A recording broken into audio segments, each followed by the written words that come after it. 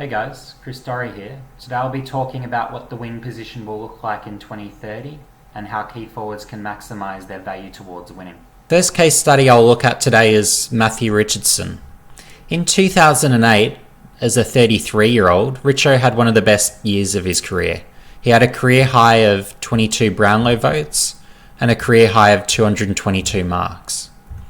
But what was really staggering about that season as well, beyond those two numbers, is the fact that even on a wing, he had key forward-like numbers in goals, in contested marks, and marks inside 50.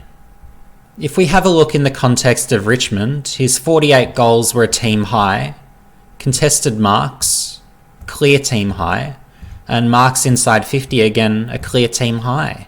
But what's incredible is that he did this from a wing. What's incredible looking at Richo's 2008 season, he actually had the equal 12th most marks in a season.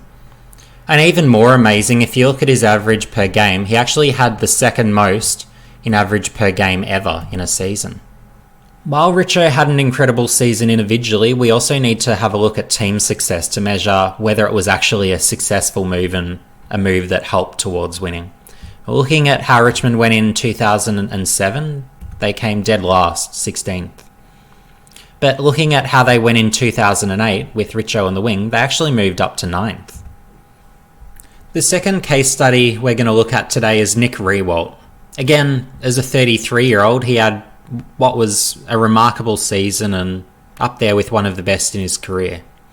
Like Richo as a 33-year-old, he had a career high Brownlow votes, 19. He also had one of his high marks seasons. But if you look at marks per game, there were some years where he had more total marks, but if you consider marks per game, he actually had more marks per game in 2016. We also have to look at, well, how much did Riewoldt impact the scoreboard? Because as a key forward, he'd kick heaps of goals every year. He'd kick his 60s, had a season with over 70, but still, even in 2016, he was still good for 2 goals a game off a wing. And importantly also, you've got high contested marks and high marks inside 50 per game, which makes him still incredibly influential on a wing. And to see how these numbers look in the context of the team, well, Riewoldt was second on the goal kicking, which is highly impressive off a wing, but then probably even more critically, second in contested marks, and marks inside 50, he was still first. So, phenomenal effort from Riewoldt. One of his absolute great seasons. And to look at just how historic his season was, well, in 2016, he actually had the 12th most marks ever in the season at 222, which just speaks to how incredible the year was. And of course, while it was a terrific season for Riewoldt individually, we also need to look in the context of the team and how it impacted winning. So if we look at his 2014 and 2015 seasons, they finished well outside the 8 and they were near the bottom, absolute bottom, and then near the bottom in 2015. But then if we look at 2016, well, that was the best year in a few years with Riewoldt playing on the wing. And then again, we get a drop off again after that great season. With all this known, it begs the question, should Richo and Nick Riewoldt have made the move to the wing sooner? I suspect potentially it may have been beneficial had they done so, given what those one-season sample sizes of success indicated. I'm also increasingly looking at that Richo and Nick Riewoldt on a wing model as that new template for the next generation key forwards.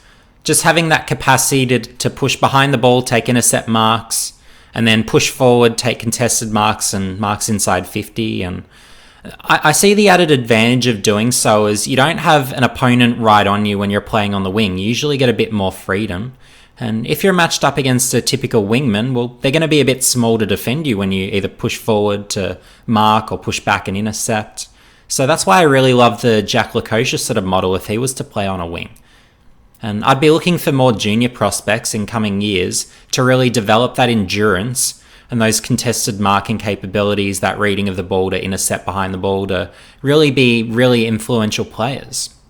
And looking around the competition now, and perhaps this is a controversial call, but my personal opinion is that Tim English, although he's 205 centimetres tall, my suspicion is if he was played on a wing, that would be where his output and impact towards winning could be maximised. Spending a good amount of time watching the Bulldogs this season, it's been plainly obvious that Tim English is just playing out of position in the ruck.